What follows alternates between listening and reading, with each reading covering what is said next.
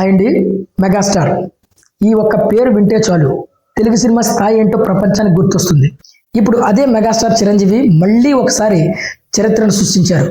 కేవలం 72 గంటల్లోనే, అది కూడా ఓవర్సీస్లో, ప్రత్యేకంగా యూకే బాక్స్ ఆఫీస్ వద్ద దుమ్ము దులిపారు. ఫ్రెండ్స్, ఇది సాధారణ విషయం అయితే కాదు. ఇది మెగాస్టార్ కెరీర్లో యూకేలో ఆల్ టైమ్ రికార్డ్ కలెక్షన్స్.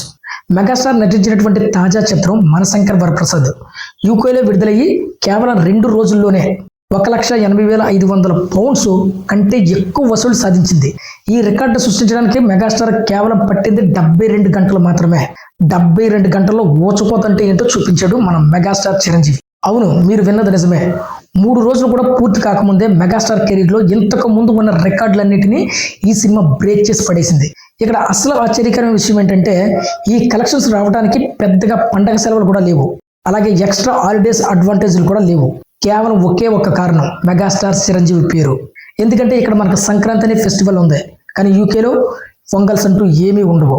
యూకేలో ప్రతి థియేటర్ దగ్గర హౌస్ఫుల్ బోర్డ్స్, ఫ్యాన్స్ రచ్చ రచ్చ విజిల్స్, సీట్ల మధ్య నిలబడి సెలబ్రేషన్స్. ఇవి చూసిన ట్రేడ్ వర్గాలు కూడా షాక్ అయ్యారు.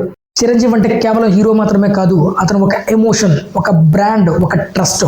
అందుకే 72 ఏళ్ల వయసులో కూడా 72 గంటల్లో కొత్త రికార్డు సృష్టించేశాడు. ఈ విజయం కేవలం ఒక సినిమాకు మాత్రమే కాదు, ఇది తెలుగు సినిమా సత్తాను ప్రపంచానికి మరోసారి చూపించినటువంటి ఘనతగా మనం చెప్పుకోవాలి. ఇప్పటికే యూకే తర్వాత ఇతర ఓవర్సీస్ మార్కెట్లో కూడా ఇలాంటి షాకింగ్ నెంబర్స్ వచ్చే అవకాశం కూడా చాలా ఎక్కువగా ఉందని ట్రేడ్ వర్గాలు కూడా అంచనా వేస్తున్నారు. మరి ఇంతటి ఘన విజయం సాధించినటువంటి మెగాస్టార్ చిరంజీవి గారి గురించి మీరేమంటారు? కింద మెగాస్టార్ రూల్స్ అని కమెంట్ చేయండి, నేను కూడా తెలుసుకుంటాను. సో ఇది ఫ్రెండ్స్ ఈరోజు వీడియో. మరొక అప్డేట్తో మళ్ళీ మీ ముందుకు వస్తాను. అంతవరకు బాయ్.